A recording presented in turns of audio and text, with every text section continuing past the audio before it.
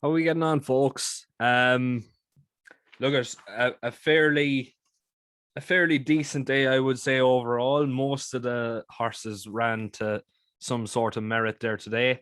Um, I suppose for those who were following the patron, we would have been on an 11-2 winner as well. So that's a lovely one to kickstart the day with Bonark for John Ryan and Danny Mullins. I said it last night. The two of them go together um, like a 99 and a chocolate flake and a summer's day. And it definitely proved that Bonark wasn't going to be beaten there today. The way she really kicked on from the start, she put a massive test on all of these. And look at 11-2 for a maiden hurdle winner in a maiden hurdle is was definitely a bargain that I was going to take with open arms. But moving on to tomorrow, there's a double header. Obviously the double header being Kilbeggan and Aintree. I was half thinking about doing Leopardstown as well, but look, I may as well just stick to my roots and stick to what I'd know, best more so than anything else. Um, look, hopefully we'll be able to keep the good run going and keep, I suppose, everything taken over. That's exactly the way we want to keep going. That's exactly the way we want to end every single day. We want to start the day in a winner and end the day in a winner. That's all we can really do. I have some fairly nice prices in here. I think I've three odds on shots between the two meetings, but out of the whole lot, we've a 7-4 nap, 12-1 next best in Kilbeggan, and over an Aintree we've a 9-1 nap and a 7-2 next best. So it's definitely going to pay our way anyway. If we can get even those four over the line, that's going to be more than enough to get us home and hosed anyway. And that's the way I see things going. I'm hoping that it's going to plan out that way. If it does, we're on charge for serious profit. But we may as well get cracking and start giving you all these winners. First off, in Kilbeggan, just getting up the race cards here now. The 410. This one here, Joseph O'Brien has a fairly short price favorite in here, Fama e Gloria. Wouldn't put it past her to be, or him, wouldn't put it past him to be the winner at the end of the day. But for me, I'm going to stick with a connection that's really, how would you say, paid my way over the last couple of weeks. Presenting Bonnie, John Ryan, and Danny Mullins. Currently priced at 5-1. I think if there's any horse that's going to trouble this favorite, I think this one here is definitely going to be the one. Its maiden hurdle company has been fairly decent. When you look at the runs that she's put up, she was 4-14 behind Standoff, Awesome Scirocco, Regular Heartbeat, ahead of Annie Kate, Gold Label, Centurion Street, Arcadian Symphony, etc. As well as that, 5th of 14 behind First Touch, More Wine Lily, Fort William, Nymphal, ahead of Clarabello, Call Me Mary, have you ever seen the rain, Sunshine Beach, Direct Fire, etc. Now on those two runs alone, you'd be hoping, say, for second or third, but there's been a few other runs. In particular, his debut. Behind Eilish is a lady who put in, let's just say, an impressive debut run when winning at 50-1 here. As well as that, it was behind the likes of Western Run for Gavin Cromwell, who has been fairly consistent and fairly decent. Crow Valley Boy for Shark Hanlon, Flory Spud for Philip Fenton, and ahead, it was ahead of one horse in particular that's really caught my eye, called Not on Time for Paul Nolan. Now, Not On Time has since gone, and where was it that day? It was in Kilbeggan. So the next run out was in Downpatrick, went second of 12. The time after that was in Downpatrick again, went fourth of 11. Next time out, then in Downpatrick again, won over 2 mile 5. Next time out, then was second of 9 in Downpatrick, and the last time it ran was his debut chase, when third of 12. So if you're looking for consistency, if you're looking for consistent run-ins and overall decent placing, that's definitely something you need to be looking at. I'm just calculating up the distance it was ahead of Not On Time. It was around 14, 15 lengths ahead of Not On Time that particular day. Now, that's a fairly considerable distance. If it shows any sort of form that particular day, we know Presenting Bonnie handles this sort of a track. It takes a very special horse to actually handle Kilbeggan. It's very much like a roller coaster, but with the way John Ryan's horses have been running and the way Danny Mullins has been riding, I would say Presenting Bonnie is a serious threat to the Joseph O'Brien team. I think to deserve 11-8 favourite in this sort of a field, I think, yeah, in fairness, it has put up the runs, but in terms of consistency, 5th, 6th, and 5th, I know in better company, but doesn't really scream and shout great value at 11-8. 5-1 is much better value. If you feel safer back in each way, I suggest you do so. It's at an each way price and definitely should be available. Next race off then, the 440, is going to be actually my patron pick of the day. As I said yesterday, the patron pick for today was an outrageous price. This one certainly is. I cannot understand how this horse is such a big price, and realistically should be definitely an awful lot shorter, should be realistically considerably shorter what is that now. I think this is going to be a runaway winner, and realistically looks to have an awful lot of these on the stretch. It just looks too good to miss, really, at the end of the day, and certainly between the two meetings is my most confident pick of the whole day.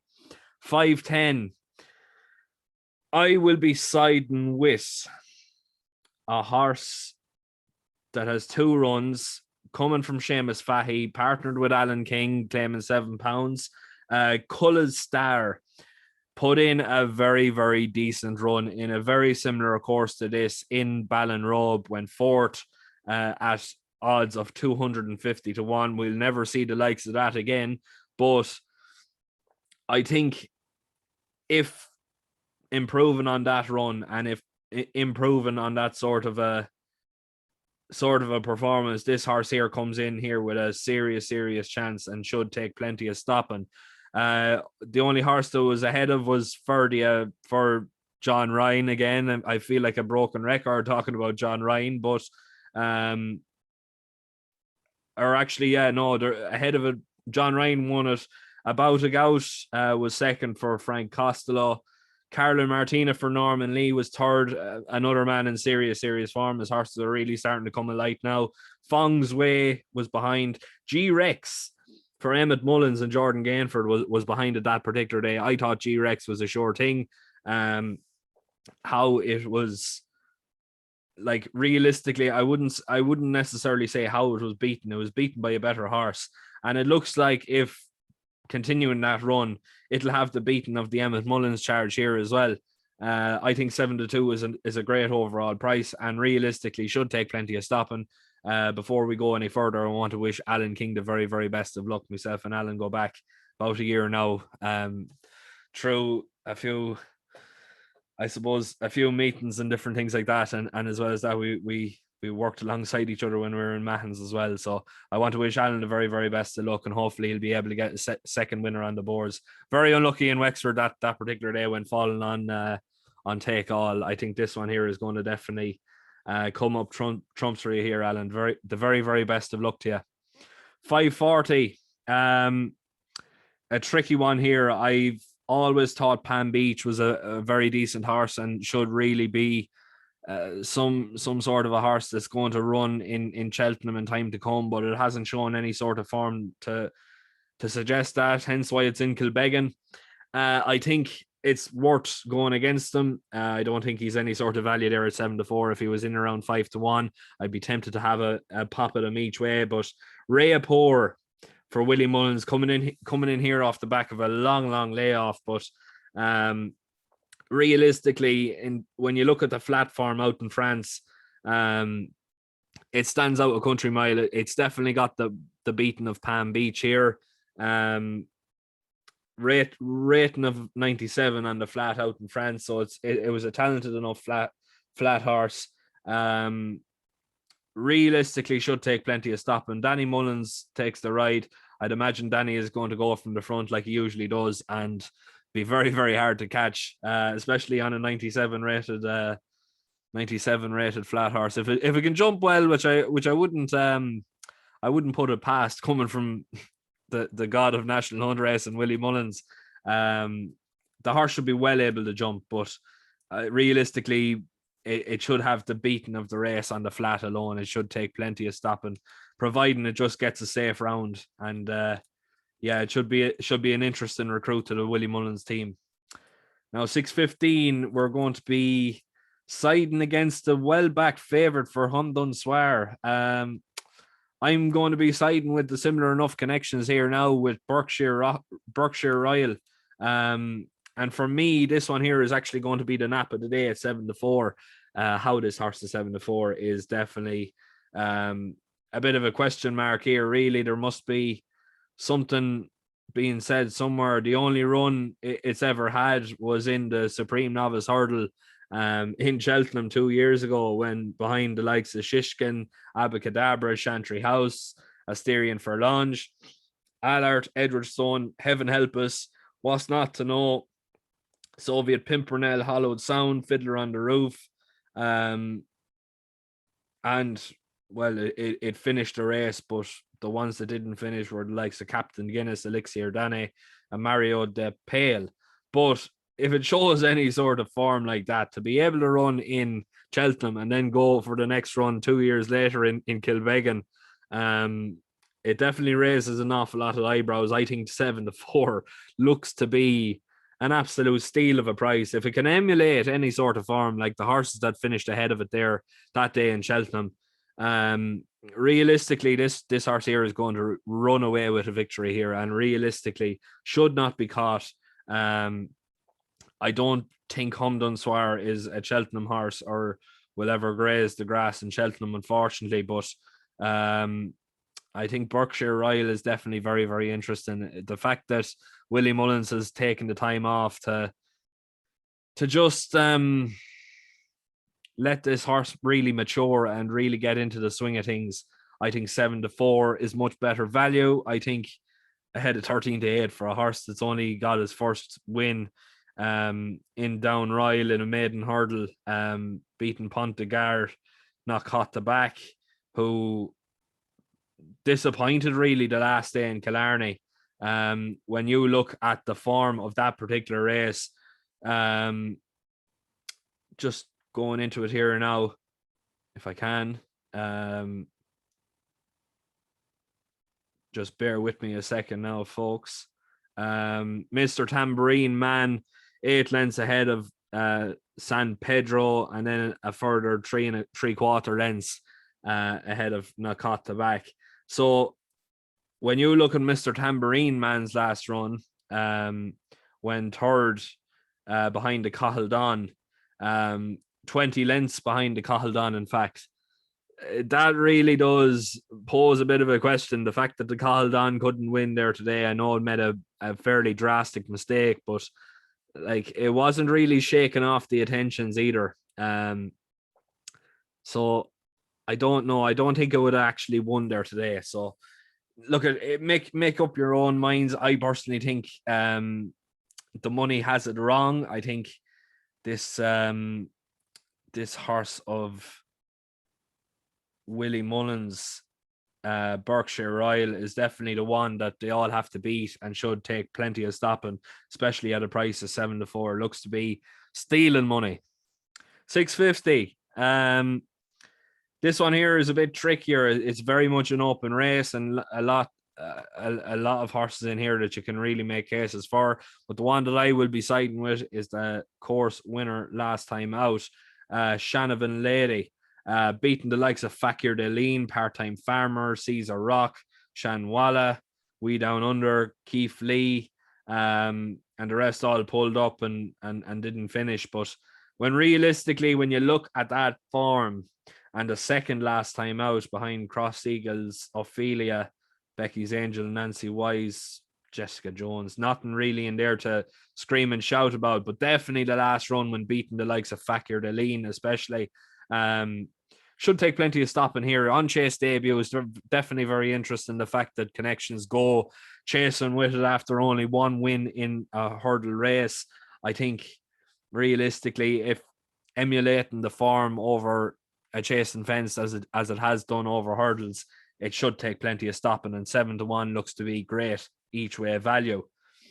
Now moving on then to the 725, and this one here, my next best of the day, and definitely looks to be the one they all have to beat. One of the only course and distance horse winners, or course and distance winners in this field. Definitely a course specialist, looks like, coming from a team as well that's in great form and loves to get their winners around here. Jack Hackett at 12-1 is definitely going to be the next best look at each way. It's at an each way price, but I definitely think it's definitely going to be going here for the win. When you look at the runs, especially the run there the last time out, went 7-24 behind the likes of Foxy Jacks, Pont Avon, Dunvegan, Midnight Maestro, Animix, Tiger Vice, Jack Hackett then, and then in behind it was Cross My Mind, the West of Waste, Fitzhenry, Royal Rendezvous, Snow Falcon, Datsy, Blazer, Embittered. The rest didn't finish, but look at realistically, it looks like a horse that's going to be coming in here with a serious chance. I'm very much afraid of Jack Holiday. I want to say Jack Holiday because Darragh O'Keefe was absolutely lethal around Kilbeggan, but I cannot get past the price of Jack Hackett here at 12-1. Looks to be absolutely unbelievable. Definitely well worth an each way bet, but do not be surprised to see this lad getting his head in front, especially coming from a yard only up the road in Mullingar. 7:55 then, the last race of the day in Kilbeggan, and we will be siding with the Denise Foster and Jamie Codd charge here with Heber's Corpus. I could be murdering that name now. It's an unraced star, so bear with me. I know people have, I suppose, slagged my pronunciation about the names in the past, but this one here, I've no real reason to be able to pronounce it right. It's unraced. I don't know. It's a funny sort of a name. It's a hard name to pronounce, but look at the bloodline definitely suggests it's going to be coming here with a fairly decent run. Going in over 2 miles, when you look at the form, especially the flat form here, 7 furlong to a mile 4 winner in Argemina, and a 1 mile 2 and 1 mile 3 flat to 2 mile 4 hurdle winner, Arc Lamanique, out of a German Oaks winning half sister, 11.5 furlong. So 1 mile 3 to 1 mile 7 flat, smart 2 mile to 2 mile 4 hurdle winner, 8 Matoff. So realistically, 2 mile 4, that sort of form, 1 mile 2, 1 mile 3, you'd imagine would be able to get 2 miles in a slower run race easily enough. Looks like it's definitely more suited than the favorite here. The fact that the favorite's coming in here with more 3 mile bloodline, 3 mile 2, 2 mile 4, 2 mile 7. Looks like the trip is just going to be a little bit short for Sonny Don't Go Away. The fact that it's odds on would be making me steer clear of it a little bit. Keep an eye on Peaceful Sunday for Stuart and Ben Crawford. They're always very, very lethal with their bumper horses. But in terms of breeding, you cannot really go wrong with Habeas Corpus. I think that's the way you pronounce it. But look at, I don't know. At 2-1 looks to be the better value. Now, moving on then to the big one, the Aintree, and I know you've all been waiting for this. After the day in Aintree that we had the last day, picked almost every single winner on the card. It was absolutely amazing. But we're going to stick to the script and try and get as many winners as we possibly can. First race off the 520. Probably a no bet race. Looks like a no bet race. On a Gathering Storm, looks to be the one they all have to beat, and looks to be the clear-cut horse for this particular race. I'm not going to spend too much time on it. On ratings, it's the best horse. On times, it's the best horse. In terms of quality and jumping and performance, it's the best horse. 4-5 looks to be considerable value. I know it's odds on, but look at it's. If there's any nice odds on price, it's a nice odds on price. It's not, say, for a tenner you get 18 back, so close enough to double your money. 550, and this one here, I am all about Captain Tomcat here for Dr. Richard Newland and Sam Twiston. Davis currently priced at 11-4. Realistically, when you look at this lad's form, his overall form, especially on this sort of good ground, like, he's definitely a good ground horse. Winner in Suddle over 2 miles. Second in Suddle over 2 miles. Behind Shanga River. Next time out, then winner over 2 miles around Utoxter ahead of El Borracho and High Change. Next time out, then he was a winner in Utoxter again. A neck ahead of Leroy, and then a short head ahead of Decoration of War. Next time out, then a winner in Cheltenham. Very impressive winner this particular day as well. Head of The Best of Man, Up the Straight, Storm Goddess, Exodella, Our Power, What's Up With You, Weather Front, etc., etc., etc. Generally very consistent, generally fairly decent. Likes to have a bit of good ground, and with the weather we've had, I don't know what it's been like over in Liverpool, but I'd imagine it's going to be fairly nice. It's reading good ground here on the Race and Post, so look, I'd imagine it's going to be good by this time tomorrow, providing there's no rain. I think 11-4 is definitely great value, and definitely is going to be one of the more likelier winners of the day tomorrow. 625, and this one here is going to be the nap of the day. This one here is definitely very, very interesting. A course and distance winner, won this race in 2017 and 2019. With the way things are going every single 2 years, this one is going to be winning this in 2021 as well. And at a price of 9-1, Irish Row is definitely coming in here at a very, very good chance. Coming in here off £7 lower last time when winning this race in 2019. Coming in here off 10 stone 12 on his back is definitely very interesting as well. If I'm not mistaken, that's a full stone behind the top weight. It is. Realistically, I think this horse has not necessarily an awful lot to prove, because the fact that he was third last time out in April 2021, 12 3/4 lengths behind Bannockstown Glory, 11 lengths behind Eglantine the Soy. That was a fairly decent race that particular day, and realistically, Aintree is where this horse really comes alight. On good ground, the last time it ran in Aintree, it won at 6-1 this particular race. Next time out, just going down through the form, trying to find it here. It won the race in 2017 anyway, if I'm not mistaken. I might be wrong in that, but won this race in 2019 anyway. I'm nearly sure won the race in 2017. If coming in here on the same farm, £7 lower as well, definitely going to be a big help.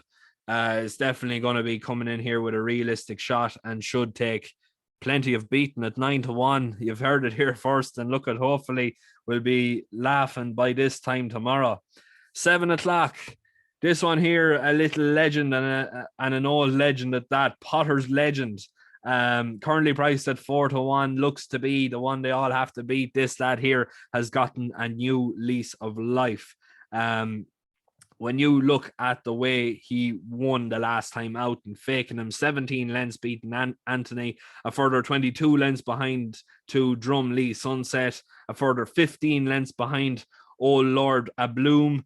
And realistically, that's definitely the form they all have to beat. He absolutely annihilated the field.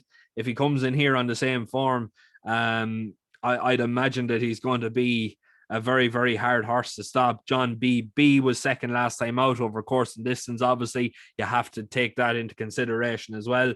But Potter's Legend is a out-and-out stayer and definitely takes all the stopping for me. I think 4-1 is a bit of a crazy price. 7.35 then, and I can't look past Kimmins here. In terms of a horse to take him on, there's nothing really in here that's worth an each way shout. Like realistically, the two horses at each way price is Black Minister and Master Malcolm. Neither of them have shown any sort of form to be able to match it to Kimmins. I know Kimmins does need to improve on his last run when a length and a quarter behind Sheila Nash the last particular day in Kempton. But I think with the breeding and the closely related bloodline to the likes of Santini, Dusky Legend, Rock Point, and the dam being a 1 mile 4 flat GB 2 mile hurdle winner as well. Definitely very, very interesting here. 2 mile 4 should definitely be this horse's trip and should take plenty of stopping. Aidan Coleman on the back, a man I rate very, very highly, always have and always will. I think he is an absolute weapon of a jockey to have in your locker anyway, and especially with JP McManus backing his every move. I think he's going to be miles too good for these 5-6. It's like I said before for On a Gathering Storm. It's a nice odds on. Let's just say €12, you get €22 back. So because again, it's close enough to doubling your money. Finally, then last race of the day, the 8.35, and I will be siding with If I Say, the unraced horse. It was a winner in Chaddesley Corbett ahead of Time Bandit, Hollow Style. Just trying to find, is there any form in this? It was third. The fourth horse was third next time out, behind Rose above it and Cruise Pitch. Is there anything else in here? He's My Shadow. No, hasn't run since. Milfo. No, it doesn't look like anything else has ran since. But look at the money is down for it. It's been back from 4-1 into 10-3. It's hard to really know what sort of realistic chance it has, but look at it. It could be very, very interesting. And at a price of 10-3, I'd be throwing down €3 on it. That's all I'd be throwing down. It's a bumper at the end of the day, and it's hard to know really what comes out of these sorts of horses. But that's all I have for tomorrow. Actually, no, it's not, because I'm after missing the next best, the 8.05. And the next best is A Little Chaos. Obviously, I'm just after seeing it here now. Currently priced at 7-2. Yeah, it looks to be the next best of the day. It was only a length behind Sexy Lot last time out. Sexy Lot being a horse that's been a revelation this year. Sexy Lot, if I'm not mistaken, has put up 3 or 4 or 5 wins so far this year. Since the 8th of November 2020, it's put up 1, 2, 3, 4 wins and 3 seconds. So 4 wins in 3 seconds from 7 runs. ultra consistent. I've been following Sexy Lot for a long time now. Think that she is a very decent sort. To finish only a length or so behind it that particular day, a length on the button behind it that day was definitely very impressive, and realistically, in my opinion, should take all the beating here. But look at, for the second time lucky, that's all we have time for there today. For those who want to sign up to the Patreon, I leave a link in the description below. It's €10 a month, but what you get for that is daily tips off myself and Ryan Sharkey, my co-host with the Irish Race an Hour. It funds the Irish Race an Hour podcast, which is basically a podcast there to promote the people in the industry that don't necessarily get the airtime that I suppose they should generally deserve. Like I said, going back to Patreon, we put up daily tips every single day. We have a rule there that we don't go shorter than even money. So anything that wins is worth winning, let's just say. As well as that, you get added into the WhatsApp banter group, a great bunch of lads and lassies. Very good tipsters in there as well, and definitely put in some very good shouts. Like realistically, it looks to be definitely one of the best groups that I've been involved in anyway. And as well as that, you get added into the monthly draws and monthly giveaways. Like this month there, we give away a share in a horse good for a full year for the sake of €10 a month. Sure, where would you be going? At the end of the day, I can't stress how much value that is. Like we've given away, say, since we started up in December, we've given away close to €500 in prize money there now so far. Definitely, we give back what gets put in at the end of the day, and definitely appreciate every single donation every single month. But I'm going to leave it there. If you don't want to sign up to the Patreon, hit that subscribe button. I think we're 19 or 20 subscribers away from the 500 mark. Just get me over that line. I just want to get to 500 by the end of the month. If we can do that, we can realistically start aiming up to get to the 1,000 and start monetizing the channel, and hopefully we'd be able to give our own giveaways then as well to people on the YouTube channel as well. So hit that subscribe button. If you want to be a little bit more generous, hit the link below for the Patreon. And as well as that, the very best of luck tomorrow. Hopefully we'll be able to keep this good run going. I certainly don't want it to end. I know ye all don't want it to end either. But that's basically it. The very best of luck tomorrow, and hopefully we get on plenty of winners.